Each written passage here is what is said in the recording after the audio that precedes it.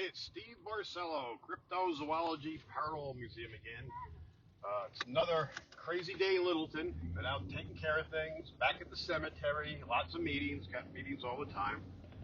Most of you know that I'm a town commissioner here too, so one of the craziest things I ever did in my life running for office here. Non-paid job, but we're happy to see the town moving forward and things happening here. So I'm out doing my last bit of rounds. We can talk a little bit before I head in, or at least go get a cold beer. I'm about ready for that. I've been out in the sun for quite a bit. I'm just figured to shoot the breeze about stuff I've done in the past and stuff that's happening here. And you can see this road here. It's all chewed up. It's pretty bad. This is a road where hopefully going to get paved real soon. Getting contracts in on that. Everything has to go out for bid, of course. It's time consuming. You have to go by the rules and everything. You pick out your favorite contractor. There has to be a minimum. You try to get a minimum of 3 bids. And then, of course, the lowest bid wins unless you can prove that person is totally incompetent. And there's Donna, one of my employees up there, rereading water meters. Test to her. Go this way. On a little side road. I'm going to take you guys back into the cemetery while I'm talking to you. It's just cool and calm. I like cemeteries. I guess I'm a twisted person. But, okay, of course, as you guys know, our Paracon was supposed to be this Saturday. It's been canceled. Canceled for quite a while. As per the rules of the governor of North Carolina, we still cannot do a large enough event that would make it worth our while. I mean, it's just crazy. So, trying to figure out a date. Looks like it's going to be sometime in September, but there's a lot of other Paracons in September, so trying to get our keynote speakers in is a little bit of a problem. And that is what it is. But we'll move on with that. Hopefully I'll have a date within the next couple of weeks. Right now I'm just busy trying to push and remind people. I know people are going to show up. I know, but we'll do what we can to entertain them. One of the things I want to talk about, I've been getting a lot of attention from some of the things I did as I worked as a journalist for New York Daily News. One of the stories that was a big story that we worked on, still ongoing, is this story about the serial killing of along the Ocean Parkway there. There's all different names. They call it Gilgo murders, Long Island serial killer. I mean, there's all these different things. Gilgo is actually kind of inaccurate. There's some bodies found in that area. I think it really should be, if you're going to pick a town, it should be the closed community of Oak Beach. That's really where Shannon Gilbert came running out of the house, one of the Johns, screaming, "They're trying to kill me, they're trying to kill me." And then about a year later, after finding other bodies and all the other stuff going on, I'm not going to go into the whole story today. If you guys want, I'll be more than happy to do these things. Her body was found, skeletal remains, back in the swamp behind this Dr. Hackett's house, who was another guy that kind of got himself involved by making phone calls to Mayor Gilbert. Personal belongings were found before that, back in the swamp, even closer to the house. In relatively pristine condition for her body to be found skeletal. I mean, it's just kind of crazy. So obviously, the stuff that was her personal belongings were obviously dumped much later. Typical serial killer hanging on to something as a trophy. Shoes, ID, lip gloss. I don't remember all the items. Like I said, it's been so long now. But I'm back involved trying to help out. My buddy Johnny Ray, the lawyer, was doing pro bono work for Mayor Gilbert. Now, Mayor, when I moved down to North Carolina here, I've been down here a little over 7 years now. And shortly after I get down, I guess it was like a year and a half, 2, and I got messages from people involved, family members and stuff, that Mayor was killed by one of her daughters. Well, he had some, mental illness or something. And stabbed her over 200 times, beat her head in with a fire extinguisher, apparently. I mean, typical, very brutal when there's passion and, anger and that sort of stuff, and you're dealing with a family member or a loved one, and not just someone just shooting someone and running off. Very sad. I mean, the family's had nothing but bad luck with, one daughter being murdered by a serial killer and dumped, and then mother being killed by another daughter, and that daughter now in federal prison, and she really should be in a psychiatric hospital. It's just a story that keeps going, and that's just one family and one part of it. But there's some new evidence has been released by Suffolk County Police Some of the police officers, district attorney, police chief, all went to jail. I mean, it's just, so a couple of guys, a couple of people have written books on it. Uh, Bob Kohler's book actually became a movie on Netflix called Lost Girls, and that was all I helped him out along with many other people. Uh, we worked with 48 hours and stuff. But I think now there needs to be a time we need to get together and do a proper piece, talk about what really happened, the backstories. I mean, Joe Brewer used to invite himself to my house. Uh, Dr. Hackett would actually talk to me. He knew I was even keeled. I'm there to get a story and get both sides of the story. I'm not jumping to say anyone's guilty or innocent there. I'm just trying to find out the information. I think even the people who are persons of interest appreciate the fact that was fair. I acknowledge that the windshield's not the cleanest, as far as you guys see. Beautiful cemetery. Unfortunately, you can see the tent up here. One of the women in town passed away. We just had her funeral beginning of the week. She was last Friday, actually. Today's Tuesday. But anyway, so I'm planning on doing something. Now, another part, now, because I was very into this, covered this photographically, videography, and of course, just taking notes, talking to people, and my name's out there. It comes up, and I've been on podcasts. I was on this show on Discovery ID, Twisted Sisters, which Khloe Kardashian is the producer of. They didn't get paid. I don't think anyone got paid. Anyway, but they kind of concentrated more. I gave my video and some other stuff I let them use too, which kind of aggravates me.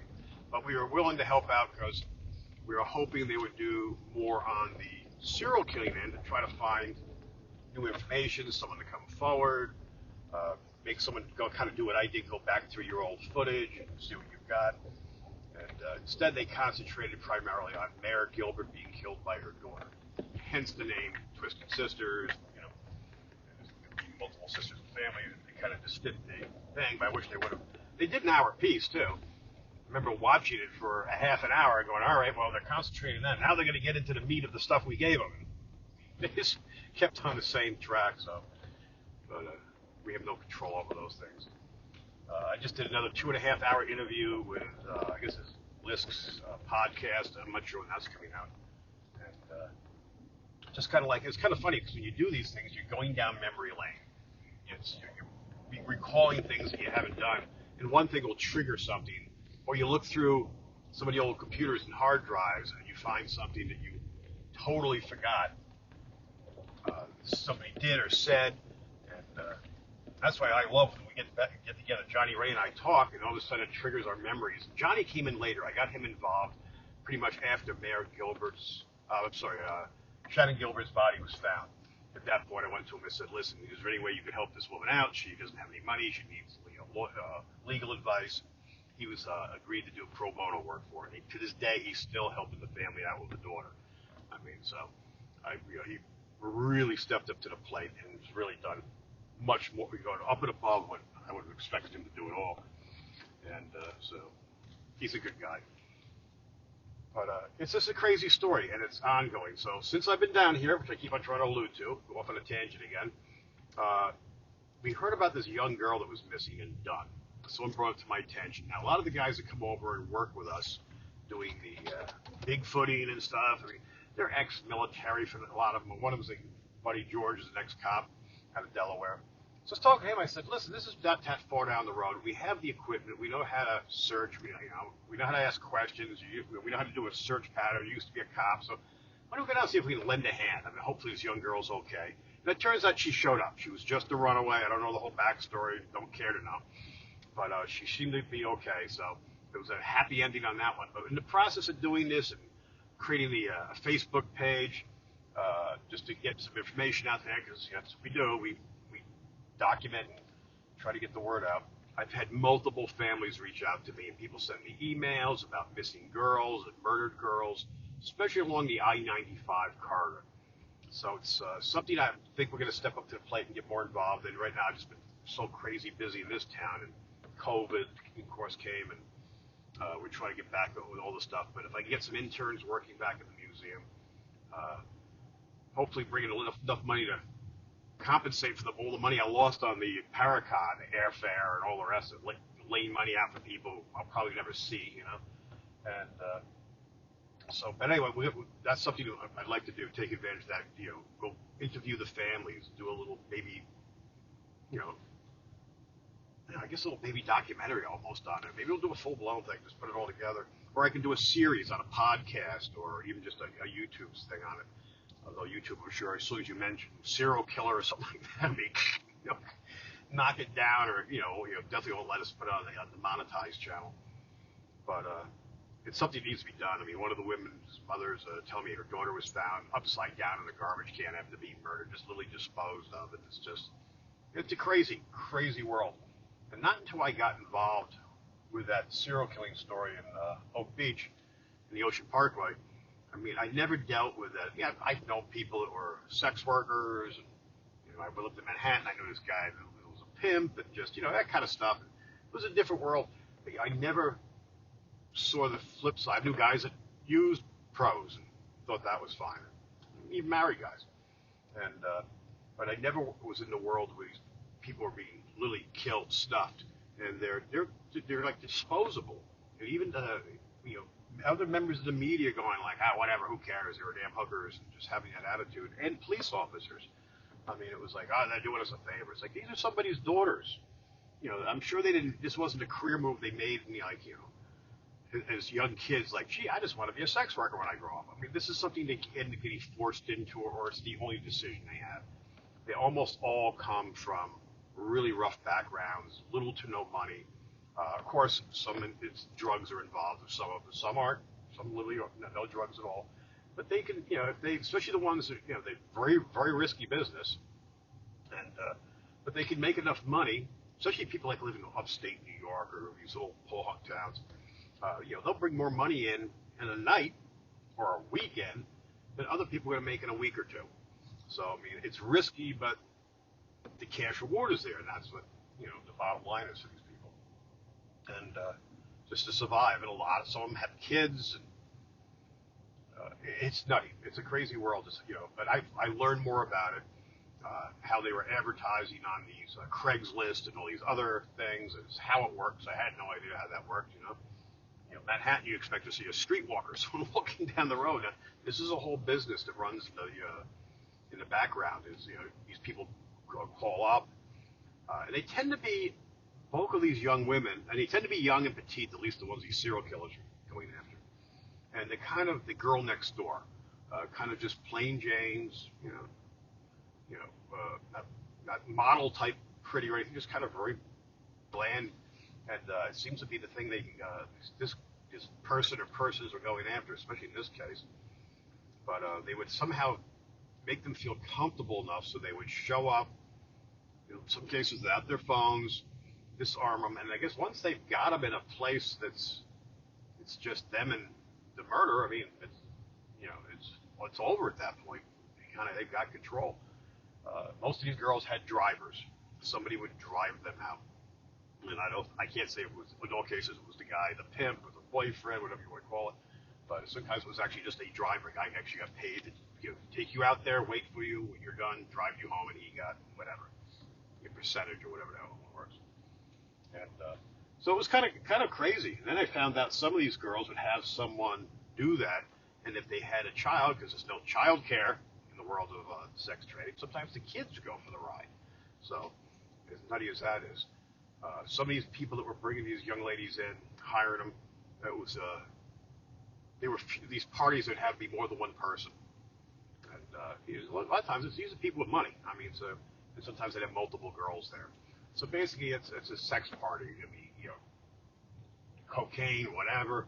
I'm sure alcohol, Viagra is a common thing at these things. And basically, it's party time. Get these girls in, let's get our money's worth out. And but they were treated. Obviously this would be treated poorly, and and these are the ones that are just not looking to kill them. I mean, it's just they look down on them. They're just tools for sex, and it was all very shocking to me. Just the whole thing, learning this, and being a dad. You kind of go like, holy jeez, this is how does someone get to this point? How do you keep someone from getting to this point? So anyway, so I learned a lot. I smartened up, and then I've always been a pretty good judge of character, but I met a whole different world here. Look at this snapping turtle on the road over by the cemetery. Look at this guy. Can you see him there? Hey, Mr. Snapping Turtle. What are you doing down there? I'm going to have to chase you out of the road because you're going to get run over.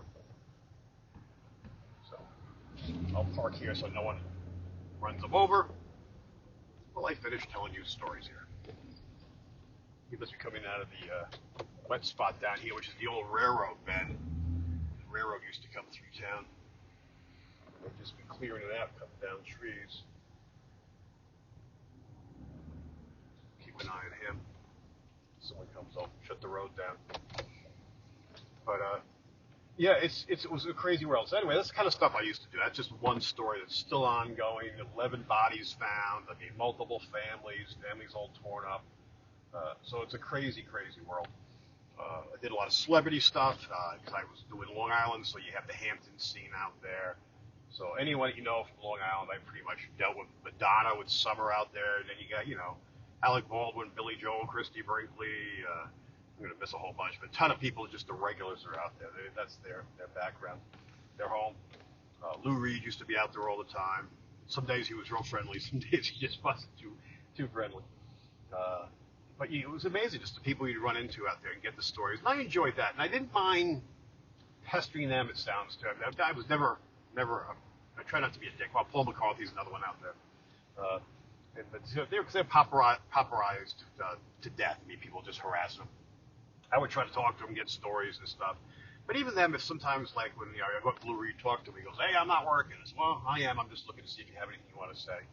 And I didn't mind pestering them a little bit because that's why they are where they are. They're celebrities, Once you're in the public eye, it's sort of like being a politician. Oh, the turtle's forward a little bit. And so that was interesting. Of course, then as a journalist too, you do the regular nuts and bolts work. You have to do courts, stakeouts. It sounds dramatic when you see it on a TV show when police are doing a stakeout. Doing it as a member of the media, parked in front of someone's house, it's just terrible. I mean, especially in my situation, being on Long Island and having no one out there but myself. I never got relieved, or if I did, it would be someone coming in from Queens and New Jersey, and so I'd be stuck out there for 16 hours where you can't drink. Watch out for the turtle. Good. Went around it. There, I'm gonna pull out. I didn't see that car coming. I'm gonna block the turtle road. Let's turn the light on. Turn on my strobe. Making a weird strobe effect here. I don't know if you guys can see that. The fun things you can do being a town commissioner, just shut roads down. But I'll let this turtle cruise. Can you guys see him down there? You see the turtle? It's kind of, see if I can zoom in. Oh, went too far. He's slow. He's a turtle. I'll let him go over and visit his friends. I see another car coming. Get on this side.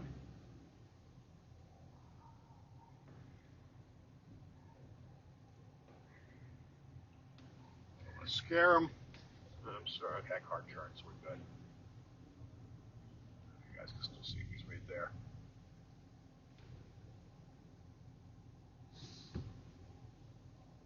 Official slow turtle. But come on, keep going. No brakes.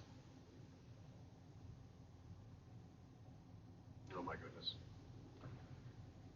So, but anyway, I did a lot of crazy stuff. It was a unique world. So I was talking to someone the other day. Another YouTuber came in, and we were talking about doing the cryptozoology, Bigfoot, things of that sort. And he was telling me after I showed him some of the stuff I've done and published in, and just some of the crazy stories I've worked on, and just telling them, goofy stories, more personal. Because a lot of times you do these little documentaries, and the most interesting part is behind the scenes stuff that happens that little people don't realize.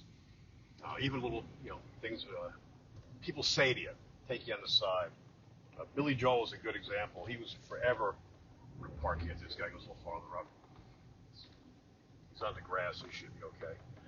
But he would just throw me these great quotes and stuff, and just silly stuff. And it was just kind of funny. It was a different world to work in. But anyway, he's giving me a hard time. He goes, "Why are you doing all this kind of, just doing Bigfoot, paranormal. He goes, you got this crazy story. You've done stuff that, something that most people have never done and never will ever do. You got this kind of nutty background. Now you're down here as an elected official helping me run a town. And so he says, why don't you do your channel more on that? So that's kind of what I'm doing today. I'm just lightly speaking now. I babble all the time. You guys know that. And so I just want to see if you guys would be interested more in this stuff, if they get more into some of these crazy stories, maybe do a little series on, getting more into the serial killing story, which is a lengthy thing, and like I said, it's still ongoing. And then I can always go have another time we do a couple of different vids on some of the celebrity stories I worked and some of the funny stories that go along with that. Not to beat anyone up, I'm just, but there's a lot of good entertaining stuff out there.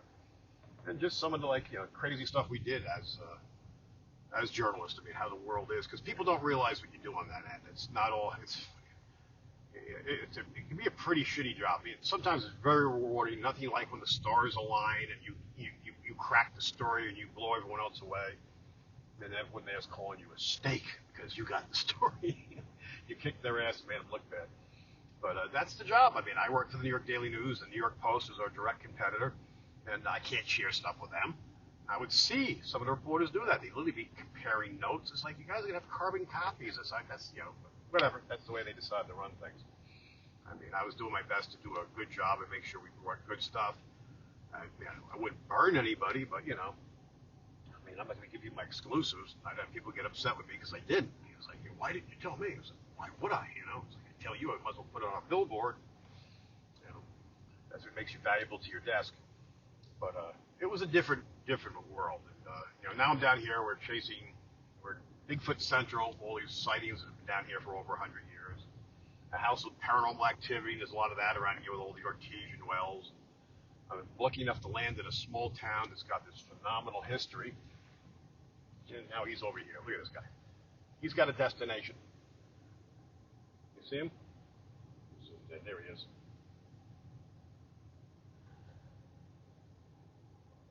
Keep going. I don't want you to get run over. Waiting on you. Don't stop. Oh my goodness. All right, I'll back up. This is one lazy turtle, I tell you. I'm an animal, not anything. I've gotten yelled at for shutting down traffic to let ducks cross. We rescue dogs, as you guys know. I have 8 dogs at the house now, a lot of hound dogs. So let's park here. Maybe you guys can see him. Yeah, there he is right there. Still blocking the road. But, yeah, so I'm just, once again, just kind of doing a informational sort of video, and I'll try doing some of these little pieces, see how they go. If you guys are interested, if you find them painfully boring or something, I'll let you know. I'm still going to go out and do the investigations. I'm hoping to get out with George this week down to Medoc Mountain State Park. Right now I have another meeting. We just had a meeting today. Today's Tuesday. This isn't the regular town meetings we do twice a month. This has been meetings like daily, so that stuff we're doing for the sewer plant. So it's moving again. So we have to do another meeting now. This one should just be over Zoom and stuff. We're dealing with some financing and grants and stuff. But I'm hoping I have a date on that by today so I can decide what I'm doing. I've been trying to get back out of town. You guys know I usually travel and do these haunted hotels and things like that. But I haven't done any of that. I haven't got a chance to get out of town. All right, I think he's far enough over where I can leave him be. Oh my goodness.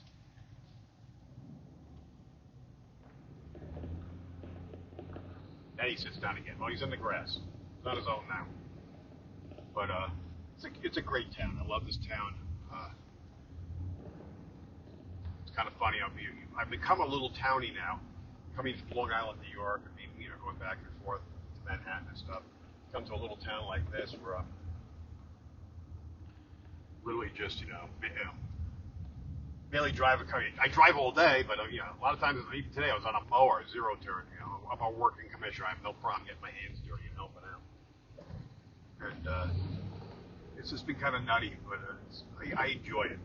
So you're gonna move here again. I just cut a path going by. It's just nonstop. All this rain's been killing us. But I'll go back up Mulberry, shitty road, and head up. I'm gonna go get myself a cold beer. That's what I'm gonna go do. Go up to Littleton Food and Spirits. That's a place we're probably going to be holding some of our events. You guys that come down here, you're going to see that. It's like a big diner.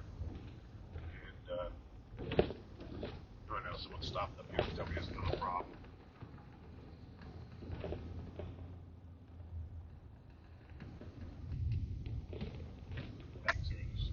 You can see the banging on this road. We definitely need to get it fixed. Oh, they're moving. Guess they're just waiting for somebody.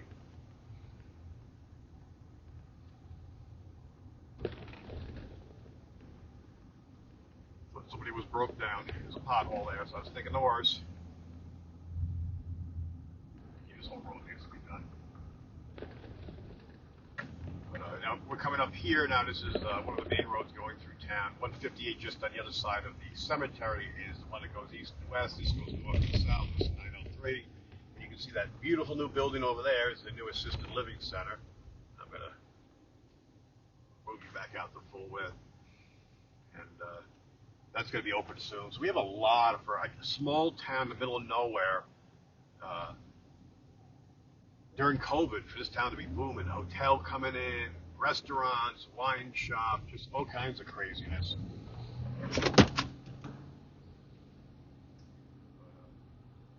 Happy to be part of the town, part of what's going on here. So I'm going to plug a little to the spirits here. It's going to be cold beer time. Long day. Now we just ended the day by saving the turtle. There's little food and spirits right in front of us here. They have a Bigfoot burger, so if you get a chance, come here. Just ask. That's Peanut and them sitting out there. We've got a Bigfoot burger here, named after because of the museum. So if you get a chance, come on up. That's Peanut. It's noise you can hear all the way from here. Stop in here. They got a bar. They got beer and stuff like that. So it's a good place, good town. I appreciate you guys coming. Oh, by the way, we've got more of these guys coming in. The Bigfoots, Robert the Dolls, things like that. Hopefully they'll be in soon. Actually, I'm going to go through my emails over here. Oh, no, here comes Peanut. Let's see what she's got to say. I'm just wrapping up a video. I was telling about your place. So, have you met Ariana Grande? No. No? Okay. Do you pronounce it Grande or Grande? I wouldn't know. Grande, how's that? Thank you! Oh, my goodness. She's a crazy kid. Very easy, crazy kid. She comes over, helps us in the museum and stuff. Actually, I'm going to pull around this side.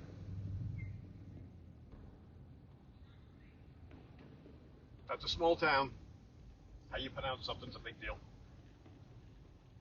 All right, well, thanks for watching. I know it's a goofy little video. I'm going to put together a little list of some things. I'm going to try to be a little organized, like especially on the long serial killing thing. I'm going to get up some of my records and I'll have some photos and stuff I can show you. A little less casual as this is. And beyond that, I'm just going to kind of wing it, especially with the other stuff, the celebrity things. Those will be stories. I'll show you some of the stuff I've done.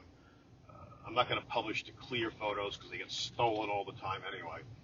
But just kind of give you an idea how that business works or worked. It's actually gotten much worse. And back in the day when it was being a journalist was something to, people were like, oh, you're a journalist. And now it's all fake news and all that crap. It's a different outlook on things. But thanks for watching. I'll talk to you soon. And you get a chance, come down to Littleton, North Carolina. It's a great town. And I appreciate you guys supporting us, the museum, in the town of Littleton. And don't forget to like, subscribe, and share. I'll talk to you soon.